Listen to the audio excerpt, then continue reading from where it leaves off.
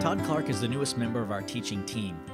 He and his wife Renee recently relocated here from Southern California, where Todd was the founding pastor of Discovery Church. Todd and Renee have two kids, 15-year-old Ruby and 12-year-old Cole. In addition to this, Todd is also a noted author, speaker, and has even started an online charity called eatart.org. Through his hobby of photography, he helps fight hunger. In fact, as of today, over 250,000 meals have been sent to help feed kids all over the world. Tonight, as they balance life, charity, ministry, and family, Todd and Renee talk about how to survive life in the fast lane. Guys, we're here with Todd and Renee Clark, and as you know, Todd is the most recent addition to our teaching team here at CCV and came here from California. And Todd and Renee have just a great history together as teammates and partners in ministry, and I think they know a little bit about what it's like to live life in the fast lane. But before we meet them, let's talk about what does life in the fast lane look like in your house. Let's discuss that in our groups.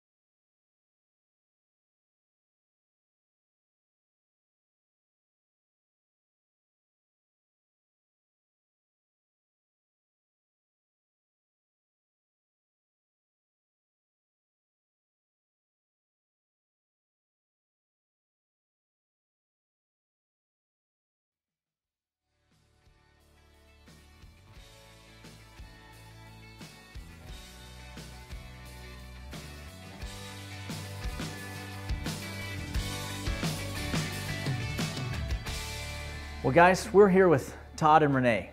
And Todd, of course, is one of our teaching pastors, newest on the team, and just awesome to have you on staff. And why don't you just start off by telling us about your family's growing up? Kind of give us a history of life early on with Todd and Renee Clark. All right. I grew up mostly in Oklahoma, small town Oklahoma, where I got to, ride my bike around town and go trick-or-treating by myself with my brothers and sisters, stuff like that. My dad was a preacher, and so he was kind of celebrity in town because it was so small. So everybody knew who I was. Everybody kept an eye on me, making sure I was doing what was right. We were not the typical preacher's kids that rebel and go crazy and, try to do everything against their parents possible. And I think that's because my parents really made it fun. Being a part of the church, we had a lot of perks. We could go into my dad's office whenever we felt like it, kind of thing. And my mom too, made it a point to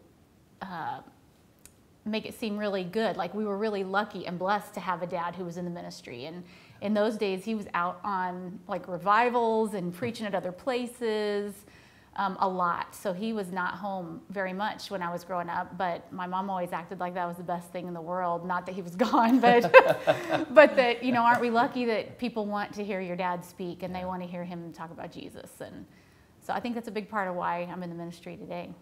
Okay, cool. I grew up too in a Christian home, and my parents, my dad especially, was very entrepreneurial, still is. One of the first things I can remember as a little kid, elementary age, preschool, really, him starting a Christian bookstore in our basement. It's kind of the story I go back to. It's one of the most defining moments.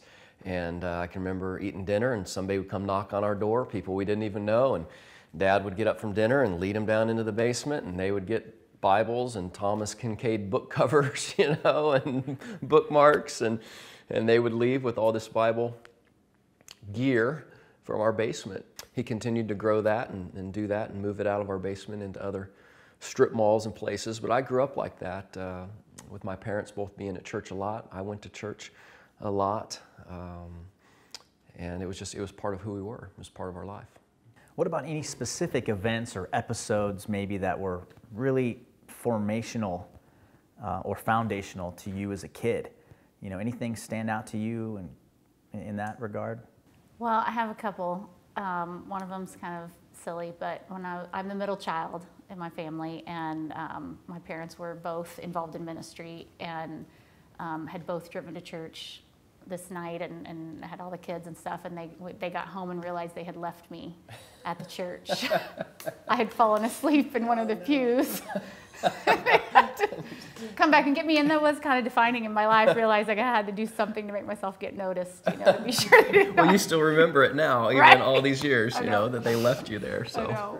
I know. But really the most positive, impactful thing for me was that my parents always made a priority that I could go to summer camp, no matter what church we were at or where we were part of. And just in those influential years and stuff, there was the summer that they had, some great teaching and stuff at camp. And one of the nights was, if you felt called to ministry. And I remember thinking, well, I can't grow up to be a preacher. I can't, I can't do that. But I think God wants me to marry a preacher. I think he wants me to marry a pastor, and so that's what I went forward and committed my life, that's what I'm going to do if God allows me to. So that was pretty formational. That's cool. Now, how old were you when that happened? I was in 9th grade. 9th grade. Wow. Yeah. Awesome. Yeah, and I kind of pick up the story there because one of my most formational times was at camp too, many of those early camp experiences, but I already had my eye on Renee in the 9th grade.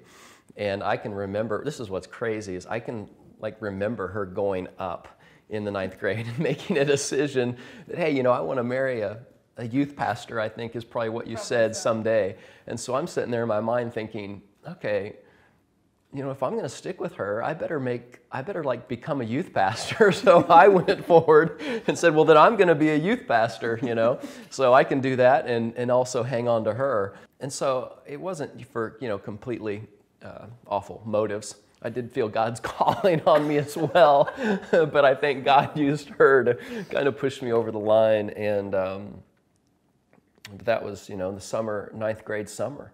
And basically in the 9th grade, it was the middle of the 80s. And so as a 15-year-old guy, I was looking for two things, very specific, very godly, important things. I was looking for feathered hair and braces. and I can just remember one night at the fire pit in Colorado, looking across the fire, and she had this huge feathered hair, and the fire was glistening off her braces, and that was it. I was done. I mean, I fell for her right then, because I mean, she had reached babehood way early, in my opinion. But that's kind of how we met there in 9th grade in Colorado. The cool thing was Todd also had feathered hair at the time, with kind of the no braces, but I did have big feathered hair with the comb in my back pocket, I remember going home from camp, and you get home late from those bus rides, and whatever, and my parents were waiting up, and I just had to tell my parents about this guy I met, about all that God did in my life that week, but also, but also about this young man that God brought to me, right? And, and I remember saying to them, and they remember it too, me saying, I met this guy, and I don't know if he's going to be the guy I marry, but if not, I want to marry somebody just like him. Yeah, so then we met before cell phones and texting or email even. That makes us sound really old.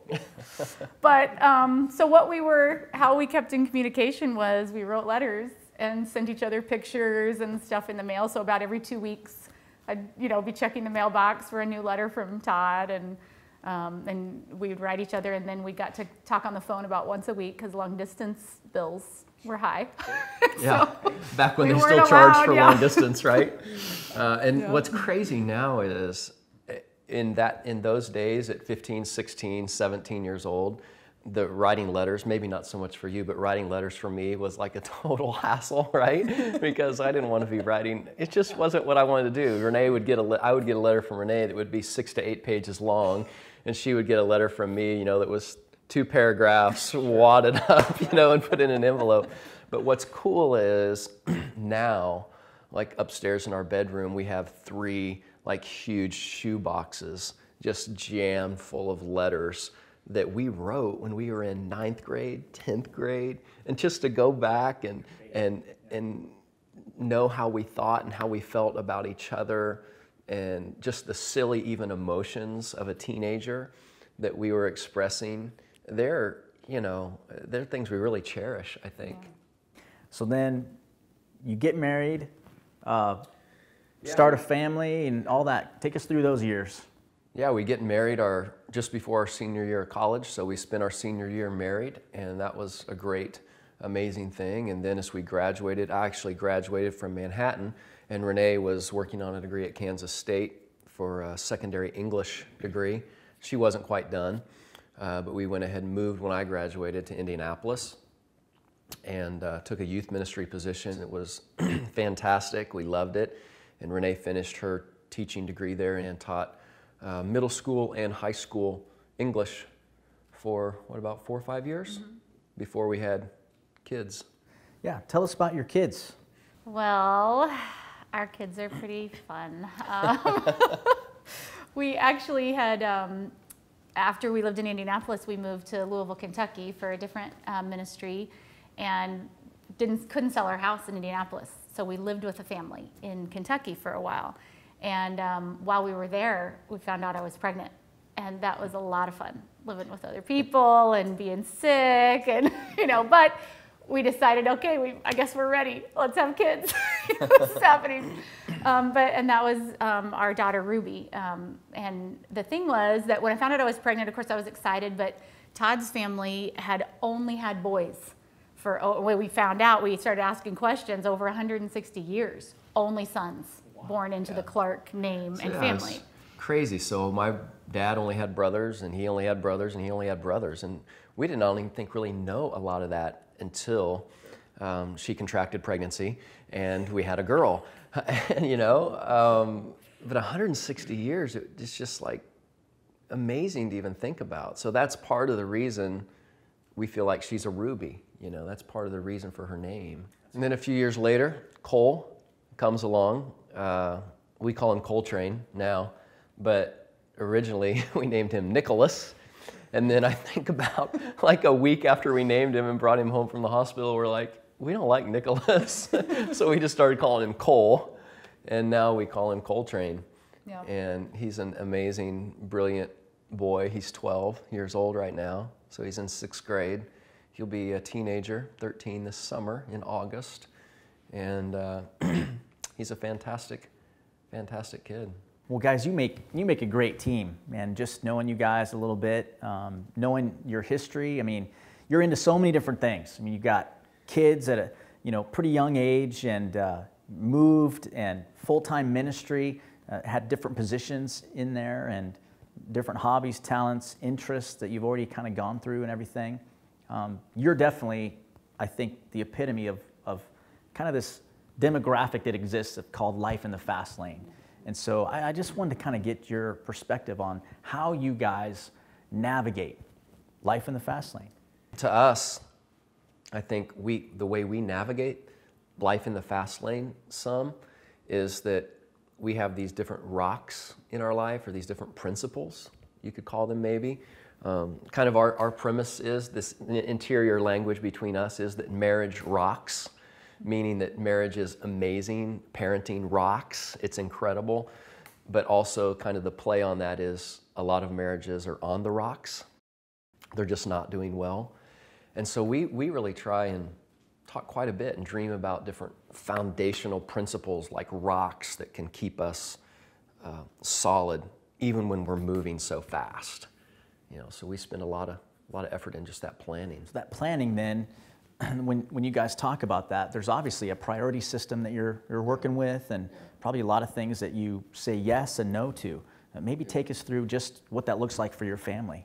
Yeah, I think even thinking about life in the fast lane for us is that Todd does move very fast. And one of the things that Todd's talked with all of us about, our whole family, is that we're aiming at the right thing. Yeah. Like that, what is the goal for our kids, and or do we want them to be the best at this sport? Is our goal that they're the best student in their class? Is our goal, that they move as fast as possible up the ladder in the dance world, or is it something else? Yeah, and I think by determining some of what we want our kids to be, like we fast forward to 18 years old or to 25 years old, and what do we want our kids to be at 25? And then we work our way back from there, kind of with the end in mind. And that helps us determine our priorities. And we fully believe that that whole line of 100 years from now, the only thing that's going to matter in the life of our kids is what they believe about Jesus. And so who they marry is important, like Renee said, who their friends are is important, their grades are important. We focus on that. But we really believe and want to rally around priorities that place Jesus at the center of their life. And so we say no to a lot of things, probably more than most people. We really do. And one of the things that sometimes we talk about, and I've explained to the kids, is this whole idea that our priorities determine our capacity. And the way we describe that sometimes is like if we're going on a trip, like for Thanksgiving or to a friend's house, and we're all packing luggage, and that sort of thing, and we're going to get in the car. When they come out to the car, I have the trunk open, but Renee and Ruby and Cole, they just have to leave the luggage there. I don't let them just throw in their stuff however they want to throw it in, because I know it's not going to fit if it just all goes in anyway. I know how to pack it. And so what I'm saying though is when I put it in the right way, the priority that I put it in determines the capacity of our trunk. And I think it's that same way in our life. I mean, the priorities and getting those big rocks in first lets us have a lot more capacity than just, throwing stuff in arbitrarily into our life.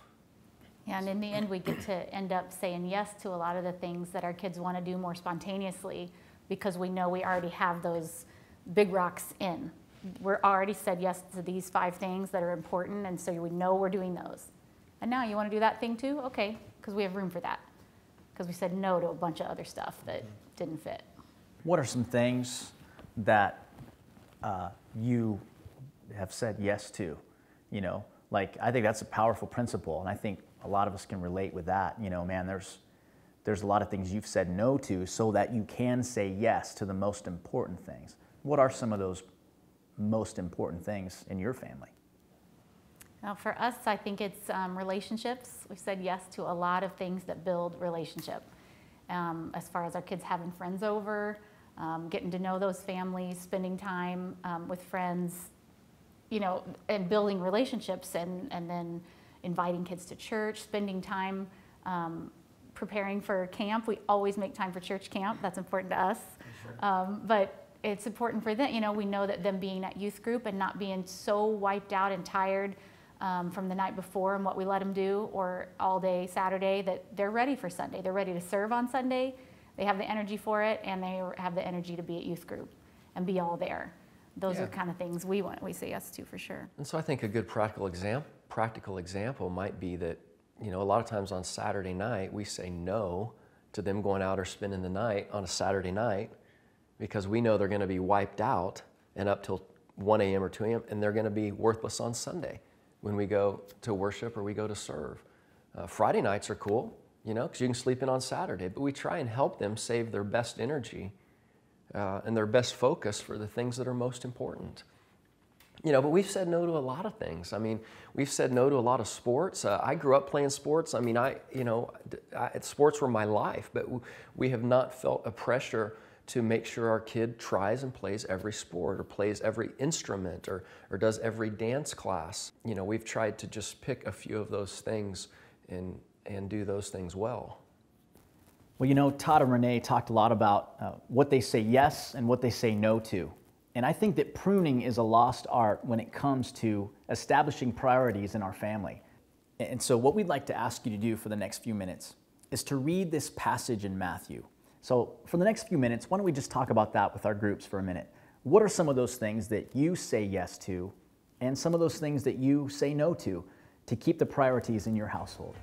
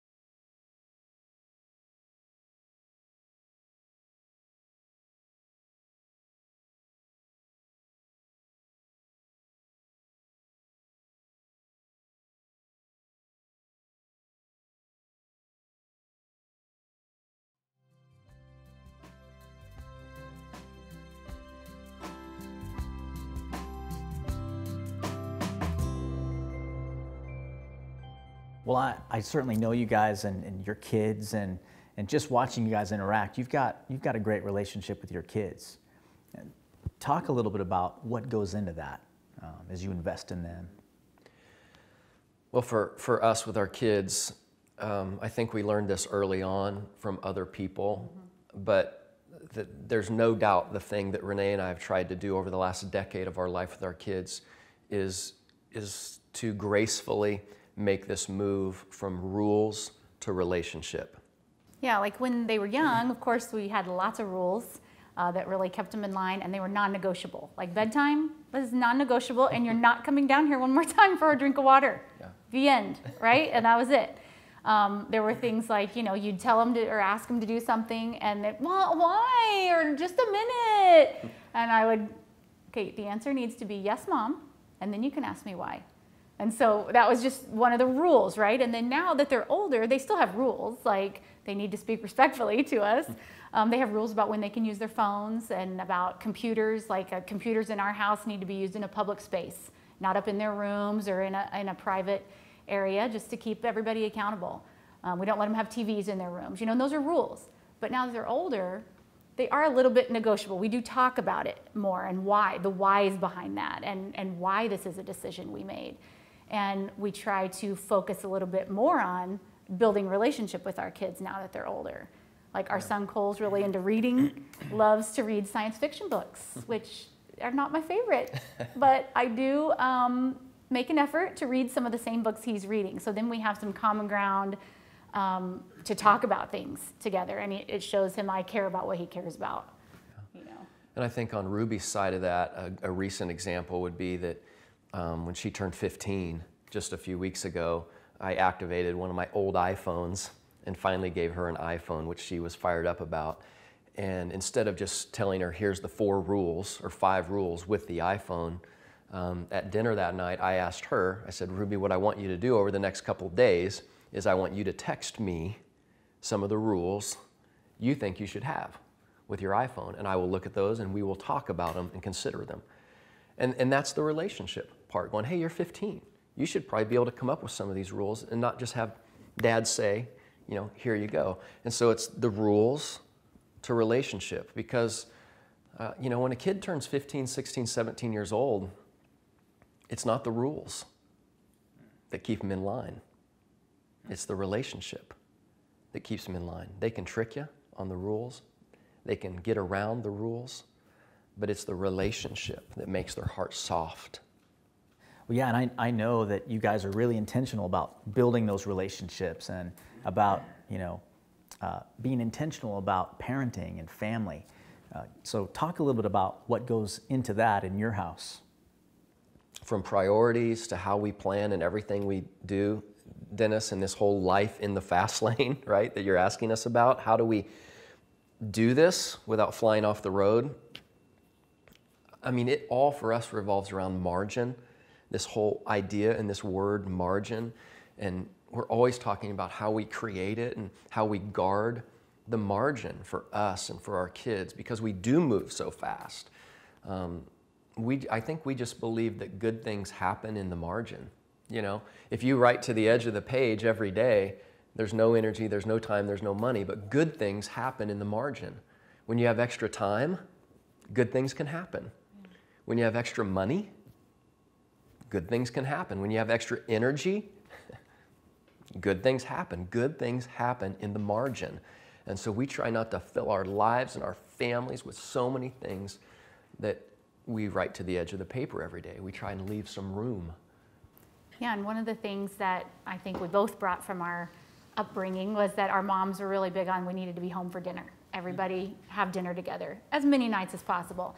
And that's simple, but sometimes it seems impossible. You know, well, I gotta have this meeting and I have youth group and I have whatever right after. And so sometimes you're having dinner at 5 p.m., sometimes you're having it at 8 p.m. But, you know, we try to honor that. And especially since moving here and everything being new and new relationships and everything, we've made it a new priority. Let's make sure we have dinner together. And sometimes it feels awkward when we're sitting at the table, like not in front of the TV, you know, not just around the bar, but let's sit down and eat dinner. And I kind of took the pressure off myself that it needed to be a really nice dinner. And I just started making tacos, spaghetti, ordering pizza, something simple, because then I'm relaxed at dinner and we're actually talking, and sometimes that's where the best stuff comes out. Yeah. Like, I didn't even know that our kids were talking or thinking about this, and I've been with them most of the day. But there it came at dinner, and we end up sitting there for like 40 minutes. And it's the whole idea of margin, you know, a parent or somebody, well, how do you have those 30 or 40-minute conversations like that with your kids? Well, you start by creating space for a 5-minute conversation. And, you know, a lot of nights at our dinner, they don't turn into any big, you know, elaborate, you know, training session on spiritual truths with our kids. And not every night our kids are not, you know, spilling the beans about how they really feel deep inside. A lot of times, you know, it's a 10 or 20-minute meal together and we don't talk about anything significant at all. But the important thing is we made the space for it to happen. And so every, you know, couple weeks, it seems like, you know, we're surprised because an hour later we're still sitting there, and then the kids leave and Renee and I look at each other like, wow, that was really special. You know, it's obvious as we listen to Todd and Renee that if you don't take control of your schedule will take control of you. And so they do a lot to protect the margins in their life. What are some of the ways that you operate with margin in your life? Or if you're not doing that yet, what are some of the ways that maybe you need to when it comes to protecting those boundaries in your household? Let's talk about that for the next few minutes.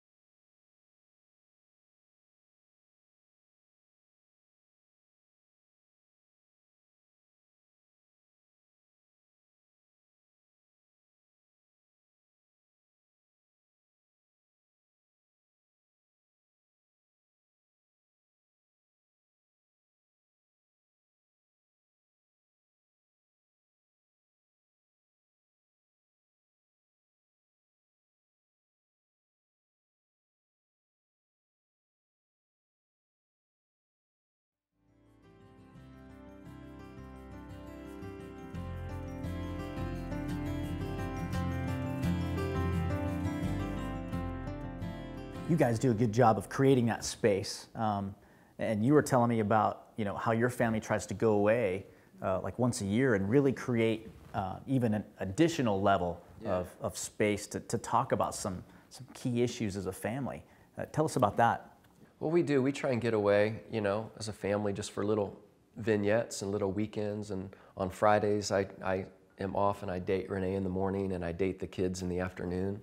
And so there's just little spaces, for that during the week too. But, especially, I think our rhythm has been, especially when you come into summer for our family, the last 3 or 4 years, they're getting a little bit older, as their rhythm changes.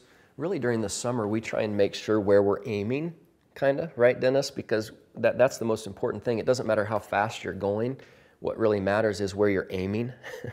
Maybe your family moves really fast, maybe your family moves really slow, maybe your family is just like ours, but the most important thing to me is not so much how fast you're going or how many activities you have, but it's what you're aiming at, right? Whether you're going slow or you're going fast, your bullseye is what's important. And so during the summer, we've tried to really take some good time, not only to get away and hang out and go to the beach or, go to the mountains, but to take an inventory of who we are and who we're becoming. And we've done that in a lot of different ways. With big Post-it notes, like last summer we put up big Post-it notes, and we had the kids just dream all the places you'd want to go this summer, what you'd want to do this summer on one. So we just filled the huge Post-it note with everything they want to do, which was exciting for them. And then on the next Post-it note, we said, okay, now we're going to fill the whole next one on who do we want to serve this summer. It's like, okay. And so we tried to balance that. And 2 summers ago, we did a thing called a family dream session, where we simply took about an hour and a half with our family, and we brainstormed all the people that we admire in the world. Sometimes we knew them, sometimes we didn't. So we just talked about people we admire. And then in the next column, we talked about why we admire them. We wrote down all of their characteristics and all that kind of stuff. And then in the last column, we said, okay, let's pick one thing from what we admire that we can weave into our family the next year. So by the time we were done with that hour and a half, we had honored a bunch of people, but we also had 5 characteristics of, hey, we want to be generous. We want to be honest, and things like that. And so the rest of the year, we put those up in our bedrooms and we try and live out those things. And so, it's that whole deal of, if you aim at nothing, you'll hit it every time. Yeah. Right? So we try and aim at intentional things. Yeah. Well, and the thing too with those, like with the family dream session or the Post-it notes or whatever, getting that to happen takes a lot of energy on Todd's part, for one. And then it takes a lot of eye rolling and, really, Dad, this is what we're doing?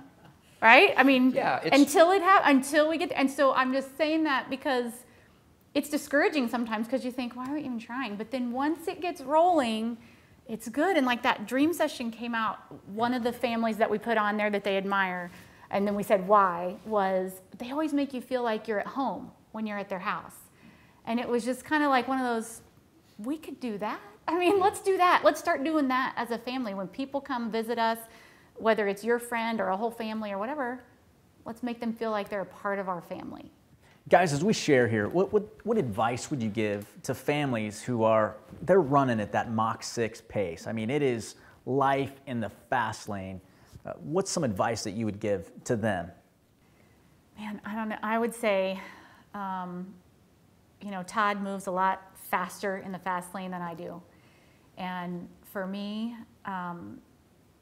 being his wife and being a child of God, I know that I have to get God's word in me, number one, first thing, before I start the car, before I start the day, before you start driving that fast. It has to be in me to be able to be the wife that supports this guy who moves so fast. It has to be in me before I can give it to my kids and encourage them in their day and get them going on their fast track of the day. And that would be the advice I would give, would be to just make sure you're starting on that right foundation, that you have that key of spending time in God's word, in prayer, surrendering your life, no matter how fast or slow it moves, to him.